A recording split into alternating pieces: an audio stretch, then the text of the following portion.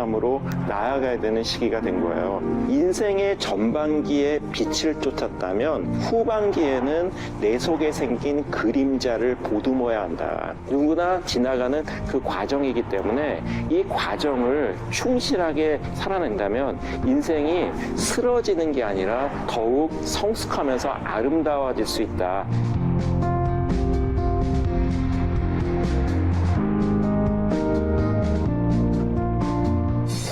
독서의 재미를 알려준 첫 책도 있었을 것 같아요. 있어요. 그동안 변정주 감독님은 아빠 서재에서 몰래 꺼내본 책이 인생책이 됐다 이런 얘기 하셨고 또 누군가는 도서관에서 처음으로 빌려 읽은 책이었는데 이게 또 인생책이 됐다 이런 얘기 해주시는 분도 있거든요. 독서의 재미를 내가 처음으로 책에 푹 빠졌다 하는 책이 좀 있으세요? 저는 정확히 있고 오늘 가지고 나온 것도 있는데 제가 처음으로 내 책이라고 해서 읽은 걸로 기억이 나는 책이 2권 있어요. 그 전에는 이제 학원 같은데 책이 항상 비치돼 있어서 피아노 학원 이런데 거기서 조금 읽다가 집에 오고 뭐 이런 정도였다면 제가 여의도에 살았었는데 63빌딩 들어오기 전에 거기가 공터였거든요. 근데 거기서 항상 무슨 이렇게 장터같이 가끔 때가 되면 사람들이 자기가 가지고 있던 거 팔고 뭐 이런 거였나? 정확히 모르겠지만 거기서 2권의 책을 샀는데 하나가 사과나무 위의 할머니라는 책이었고 하나가 요술분필이라는 책이었어요. 요술분필.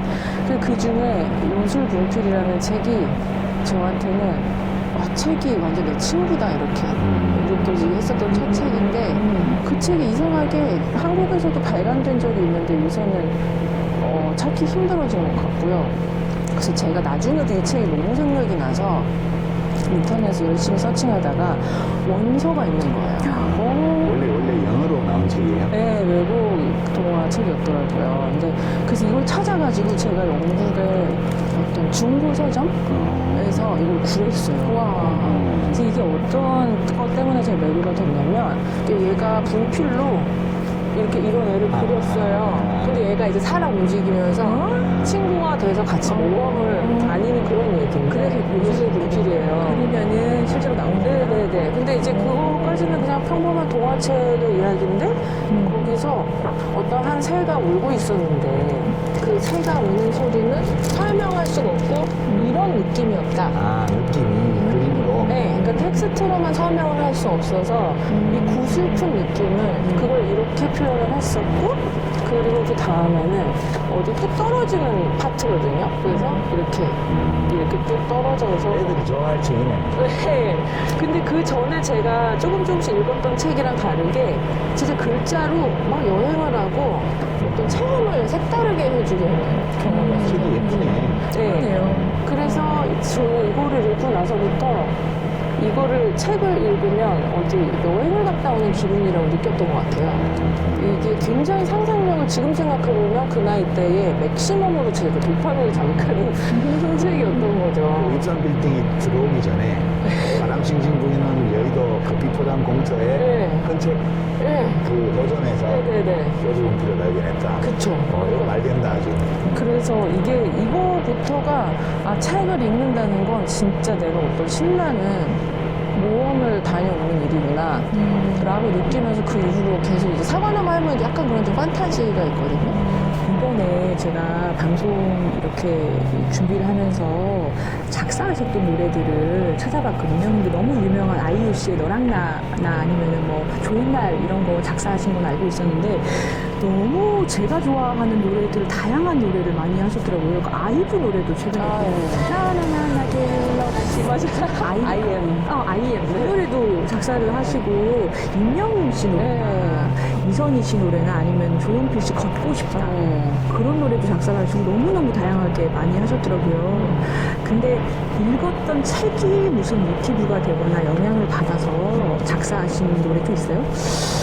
책 자체가 모티브가 된 적은 없는데 그런 건 있어요. 제가 어떤 좀 말을 좀 담백하게 써야 되고 최대한 수사 없이 좀 직선적으로 어떠한 내가 꾸밈 없이 가사를 써야 되는 일이 있을 땐 그럴 때는 신문기사 보거나 이런 것도 하긴 하는데 그래도 김훈 작가님 책을 항상 봤어요.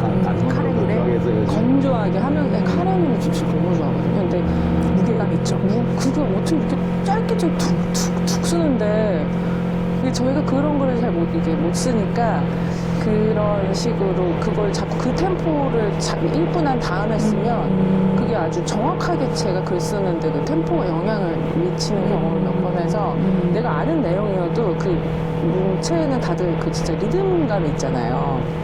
근데 약간 막 선생님처럼 제 개인적으로 읽으면 약간 왈츠 같거든요. 되게. 내 책이? 네, 약간 미디움 템포감 있는 그런 느낌이고. 글을 읽으면 템포가 느껴지시는 근데 누구나 작가들은 각자의 그 리듬감이 있어요. 있어요. 네, 네. 말투도 묻어나고. 약간 멜로디 같은 게 있어요. 있어요, 완전 있어요. 그게 왈츠 3박자잖아요. 근데 3박자가 사람을 되게 편안하게 하는데. 편안하고. 근데 되게 또 화려하기도 해요, 왈츠는. 그래서 좀 그런 느낌. 김선생 그 단문들은 재밌다. 아, 좀 오히려 저는 EDM? 아, 빰빰빰빰빰빰. 근데 EDM이 사실 음악적으로 깊게 들어가서 보면은 사운드적으로는 약간 좀 끝판왕 장르라고 이게 되게 내공이 있어야지만 제대로 된 EDM 음악을 만들 수 있는 장르거든요. 아, 저는 무한도전 같은 거 보고 아, 되게 재밌게 거기서 표현이 되잖아요. 그쵸. 가수들 분들은 가요제 같은 거 할 때 느린 곡 좀 진중한 곡 하고 싶어 하는데 이제 맞아요. 박명수 씨나 나오셔서 난 무조건 EDM이야 이렇게 네. 하시는 것만 봐서 그렇죠. EDM이 뭐 역할을 사람들 되게 신나게 하는 게 맞는데 그런 거를 아주 좋은 EDM 곡을 만들려면 그거가 되게 어마어마한 사람이 만들어야 좀 이렇게 좋은 EDM이 나올 수가 있어요. 아무나 할 수 있는 게 아니고. 아니에요. 그러니까 뭐 아무 EDM을 만들 수 있죠. 근데 진짜 왜 모든 사람들이 좋아할 수 있는 데다가 뭐 아무튼 사운드적으로 조금 되게 약간 수학적인 분야라서 그 최소한의 어떤 막 우리가 멜로디나 많은 가사나 이야기나 이런 거 없이 딱 몇 가지의 사운드만으로 사람들 자극하는 음악이잖아요. 그래서 김훈 작가님 책은 좀 그러니까 뭔가 최소한의 것으로만 근데 되게 사람 감정을 고조시켰다가 막 다운시켰다가 이걸 하니까 그게 되게 저는 중간중간에 읽고 나갔으면은 제가 좀 문장이 자꾸 길어지는 편이라 그걸 좀 줄여주고 이래서 노랫말을 쓰시는구나. 이게 음감이 있으면 이렇게 노랫말을 쓸 수 있는 것 같아요. 저는 글을 쓸 때 박자는 느끼는 것 같아요. 이게 호흡이라고 표현하는데 문장의 호흡. 네네. 이게 문장을 이렇게 소리내서 읽으면 이렇게 숨을 쉴 수 있는 때가 있어야 돼요. 맞아요. 소리내서 읽을 때. 근데 소리가 안 내고 읽어도 숨 쉴 때가 있어야 돼요. 이게 문장이 숨 쉴 틈이 없이 문장이 이어지면 그러면 읽는 사람도 숨이 다 빠져요. 그게 제가 글을 쓰면서 여기서는 잠시 숨 쉬는 데가 있어야 돼 이런 생각 안 하는데 그게 사실 지금 말씀하신 것처럼 왈츠다 뭐다 이런 느낌이 있잖아요. 그건 난 없는 것이. 그러니까 이게 김이나 씨는 내가 보기에는 그냥 그 텍스트만 좋아해서 노랫말을 쓰게 된 게 아니고 이 음에 대한 감각이 있으신 것 같아요. 음과 그리고 소리를 좋아했던 게 저는 책을 읽을 때 항상 이렇게 귓속말 소리 있죠. 오역하는 말들. 혼자 ASMR을 꼭 읽었어요. 그래서 맨날 어른들이 저렇게 꼬셔꼬셔꼬셔 한다고 책 읽을 때 그러면 그 어떤 단어들을 낼 때 입안에서 그 느낌 있죠. 유리, 뭐 비눗방울 할 때 이 입술이 이렇게 터치되는 그런 느낌 이런 게 너무 좋았었어요. 저는. 원래 감각이. 그 작곡 쪽으로 관심이 많이 있으셨다가 김영석 네. 작곡가님 한테 발탁돼서 처음에 작사가 길로 들어가셨다고 제가 알고 있거든요. 아, 네네네. 작곡 공부도 좀 하신 거예요? 아, 전혀 하지 않았고요. 저는 음악 그 공연을 보러 갔었는데 우연히 이렇게 뒤를 돌아봤는데 거의 콘솔이 이렇게 크게 있고 그 연출 감독님이 이렇게 뭐 이렇게 막 쓰고 막 뭔가 진지하게 뭔가 막 하고 있잖아요. 근데 그쪽을 제가 처음 본 거예요. 그게 너무 멋있는 거예요. 이게 우리들은 저 앞에만 보면서 너무 취해 있는데 이거를 뭔가 뒤에서 누군가가 막 이걸 샤, 뭐 올리고 막 이러면서 무슨 전문 용어 쓰면서 그래서 나도 저렇게 뒤에서 뭔가를 하는 사람 좀 모호하게 좀 그런 거에 관심이 생기기 시작했었는데 그런 비슷한 일이라도 하는 사람을 보면 나도 그거 하고 싶어요. 좀 그럴 때였죠.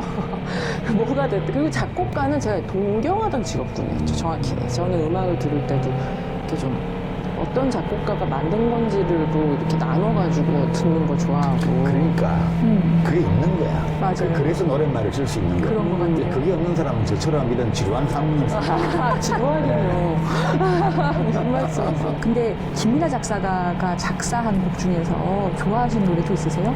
근데 이제 지난번에 별밤 출연할 때 궁금해서 이렇게 이제 찾아봤거든요. 원래 노래 들을 때 가사를 누가 썼냐를 보지는 않아요. 안 보죠. 맞아요. 작곡가도 누군지 별로 안 봐요, 맞아요. 사실. 가수밖에 잘 그냥 모르죠. 가수하고 그 노래 자체로 보통 소비자들을 만나니까. 근데 우리 세대는 우리는 가왕 세대자 조용필 그 단발머리 맞아, 맞아. 그다음에 뭐 돌아와요 부산항에부터 네. 시작해서 단발머리로 해서 뭐 쭉 길리만자로에 더 네, 네. 쭉 가는 그 조용필 씨의 그 노래들을 19, 20살 이때 그냥 다 듣고 자란 세대니까 그 가왕이지 우리 세대에는 우리보다 앞 세대는 뭐 남진 무슨 나훈아 이런 분들이 가왕이었겠지 우리 세대는 그렇거든. 김민아 씨가 쓴 가사를 보면 좀 간질간질해요 좀.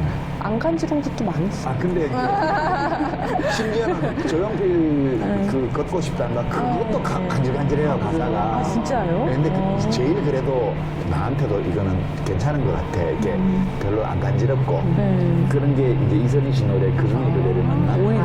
네, 그거는 좀 이렇게 약간 뭐 이미지가 떠오르기도 하고 아주 안 간지러운 건 아니지만 그래도 이건 좀 괜찮은 것 같아요. 근데 거기 보면은 별처럼 많은 사람 중에 그대를 만나가 있잖아요. 근데 이선희 씨의 스타일이 가수가 네, 소화를 맞아요. 그 합으로 나오는 게 있어요. 그러니까 이게 사실 저는 만약 문장만 놓고 보면 이선희 씨 노래 썼을 때가 더 표현이 더 많이 들어가 있고 그 조용필 선생님 노래 쓸 때, 조용필 씨 노래 쓸 때는 이렇게 좀 그런 거를 최소화를 해서 해도 왜냐면 이선희 씨 노래는 그래도 이게 표현 과다로 안 느껴지는 건 그 글자 수가 많은 곡이거든요.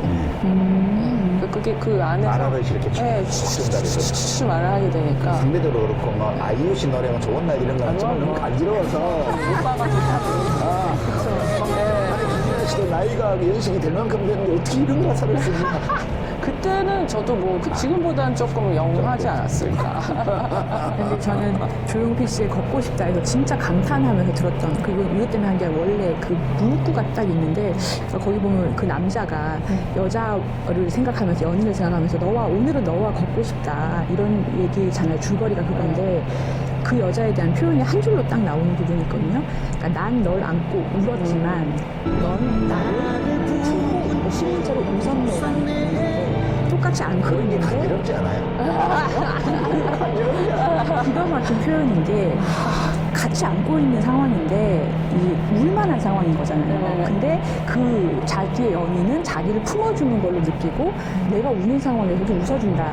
그래서 그런 너에게 오늘 위로를 받고 싶다. 같이 걷고 싶다. 이런 줄거리인 거죠. 맞아요, 맞아요. 그러니까 이게 너무 표현이 잘 되지 않았어요? 안 간지러워요?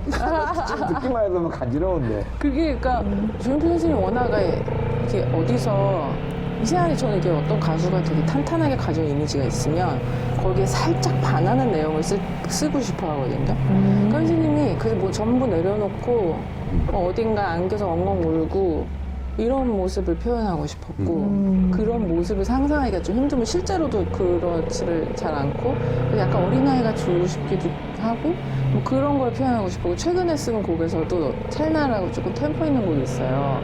히트여즈나 갑자기는 이게 얼마나 환상적인 조합이야 뭐 이런 부분이 있어요.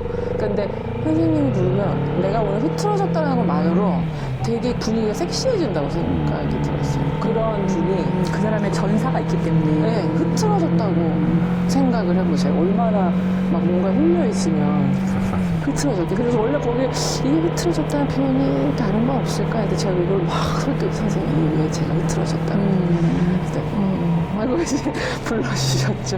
그러니까 노랫말이라는 게 네. 사람들이 그래서 계속 부르게 되는 게 그런 한 줄이나 하나의 표현이 많은 상상을 하게 만들면서 누구나 응용해서 내 얘기처럼 대입이 되잖아요. 그런 맛이 있는 것 같아요. 같은 글 중에서도. 그러면은 작사가님께서도 다른 분이 작사한 곡 중에서 좋아하는 노래 있으세요? 너무 많죠. 노랫말. 일단 제가 항상 탑3 안에 들어오는 가사는 이문세 옛사랑. 그거는 제가 더 어릴 때 들어도 그냥 멜로디만 좋았다가 그때도 생각했던 게 사랑이란 게 지겨울 때가 있지. 내 안에 고독이 너무 흘러넘쳐. 이게 내가 이건 좀 더 나이가 들면 이게 다 이해가 되겠지? 제 나이쯤 돼야 이해돼요. 지금도 한 조금 꼬예요, 사실. 정확하게, 그러니까 어렴풋이 머리로는 상상이 가는데 이게 내 막 심장을 팍 치진 않는데 근데 이게 되게 또 기대가 돼요. 마치 어린 왕자 책처럼 이게 내가 나중에 50대가 들어서 들으면 또 다르겠지? 막 근데 참 그 가사는 20대 때, 이영훈 씨 20대 때 만든 곡인데. 그러니까 건널던 작곡 작사야. 보통 아니 20대 때 어떻게 그런 가사를 써? 근데 오히려 다 보잖아요. 창작자들하고 얘기해보면은 원래 20대 때 제일 무거운 얘기가 많이 나와. 왜냐면은 상상 속에 있기 때문에. 근데 다 겪고 그러고 나면 나중에는 이 얘기를 왜 하겠어? 뭐 그냥 별로 크게 이렇게 진지하게 대할 서브젝트가 아닌데 오히려 그래서 20대 때 쓰여진 게 원곡이 많다는 게 조금 더 용기 있는 표현들을 많이 하게 되는 그 거예요. 20대 때 술자리에서 보면 굉장히 그 이제 허세를 부리거나 아니면 너무 진지하거나 이렇게 쉽게 되잖아요. 그래서 오히려 이제 나이가 점점 먹으면은 그런 표현 안 하게 되죠. 맞아요. 사랑이 제가 좋았던 거는 특히 그 하얀 눈 소리 없이 높이 올라가네라는 부분이 있는데 보통 작사가 그 노래에서 눈이 또는 소설에서 눈이 묘사되는 건 눈이 내리잖아요. 근데 길을 걷다가 눈이 내리는데 하늘을 보면 올라가는 눈이 더 많이 보이거든요. 한번 담아보세요. 그러니까 집에서 베란다에서 내다봐도 이렇게 내리는 눈보다 그러니까 눈이 막 폭설이 내리는 게 아니면 날아가는 눈이 더 많아요. 그래서 이걸 가사 보면서 보통은 작사가들은 전지적 시점으로 이걸 묘사를 하는데 이영훈 씨는 진짜 화자가 돼서 하늘을 올려보내라는 장면에서 자기가 진짜 하늘을 올려도 봤구나. 그런 게 느껴지는 거예요. 왜 봤을까? 그 시점 자체가 나타나니까 너무 위대한 가사다. 와, 그러면 그거를 찰떡같이 부른 가수와의 합 이런 게 너무 완벽한 작품. 그러고 보니까 저도 사랑이라는 게 지겨울 때가 있다는 거를 전혀 이해하지 못하고 제가 어릴 때 나온 노래니까 네. 그러고 불렀네요. 그냥 부르죠. 네. 근데 고독이 흘러넘치는 거는 선생님이 이해하신 게 있잖아요. 지금도 막 흘러넘치세요? 개인적인 체험이나 이런 걸 수도 있는데 되게 삶이 고독한 거라는 사실을 더 길게 살면 살수록 더 많이 느끼게 돼요. 그런 것 같아요. 물론 20대 때 젊을 때도 삶은 고독한 거야 이렇게 생각하기도 하고 친구들끼리 말도 하고 뭐 그런 생각도 하고 고독을 느끼기도 하지만 존재의 본능적인 고독 이런 것들은 살아가면서 더 많이 느끼는 것 같아요. 되게 젊었을 때는 막 어떤 연인을 만나고 막 뜨거운 사랑도 하고 어떤 인연에 그 몸을 던지기도 하고 이러면서 사람과 사람 사이의 연결망이라는 것을 진하게 느낄 가능성이 많거든요. 그러면 본능적으로 삶은 고독한 거야 라고 생각하더라도 그것을 별로 무겁게 여기지 않아도 되게 만들어주는 현실의 관계들이 있어요. 그때는 열정적일 때니까. 근데 이제 그런 것들이 좀 식고 그다음에 자기가 열정을 쏟아주는 일들이 그렇게 많지 않아지고 그리고 그렇게 열정을 쏟아도 잘 안 될 것 같으면 젊을 때는 이거나 해야 돼 그런 거 하다가 이게 되지 않되나 안 되나 이렇게 하다 보면 그런 관계들이 약해져요. 젊을 때는 그렇게 되면 될수록 점점 더 이제 삶이 우리의 존재가 가지고 있는 본원적인 어떤 숙명으로서 이 고독함 이런 거에 대한 인식이 커지죠. 그런 것 같아요. 되게 삶은 원래 외로운 거야. 맞아요. 많이 말로는 하는데 그 외로움과 고독의 차이를 그러니까 설명하라면 하겠지만 제가 느끼는 걸로는 아직 모르겠더라고요. 그리고 이제 괜찮은 일이 많은 거예요. 그러니까 아직은 살만한 거.